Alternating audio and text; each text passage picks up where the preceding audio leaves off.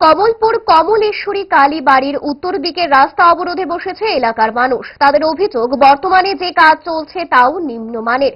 তবে তাদের মূল অভিযোগ হলো কালীবাড়ি মাঠের পাশের বাঁধের ওপর দিয়ে প্রতিদিন হাজারের ওপর লোক চলাচল করে, কিন্তু বাঁধের ওপর রাস্তাটি গত 20-25 বছর ধরে মেরামত করা হয়নি। রোগী নিয়ে আসতে যেতে প্রচন্ড ঝামেলা হয়, কিন্তু সেই রাস্তার কোনো কাজ হয় না। তাই এলাকাবাসী বুধবার পথ অবরোধে বসে। তাদের দাবি, কালীবাড়ি মাঠ থেকে ফরেস্ট অফিস পর্যন্ত প্রায় 500 মিটার রাস্তা অবিলম্বে সঠিকভাবে মেরামত করা না হলে তাদের অবরোধ চলবে। 25-30 বছর ধরে আমরা কমলপুরের কালীবাড়ি রুট থেকে পরে চুরিয়ে আমরা যাই দেখেন আমরা রাস্তাটার কি অবস্থা।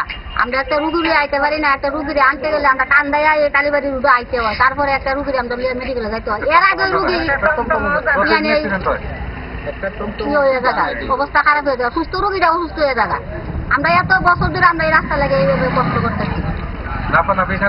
আজকে আপনাদের দাবি কি? আজকে আমাদের দাবি, আমরা রাস্তা এই যে কাজ চলছে কাজও ভালো হইতেছে না।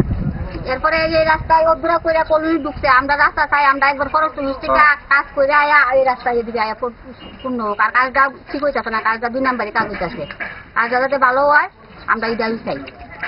ভালো খাবার দেখে অম্বলের কথা মনে পড়ে, তার সমাধান 5 দশক ধরে গ্যাস, অম্বল ও পেটের সমস্যার একমাত্র সমাধান গ্যাস নয়।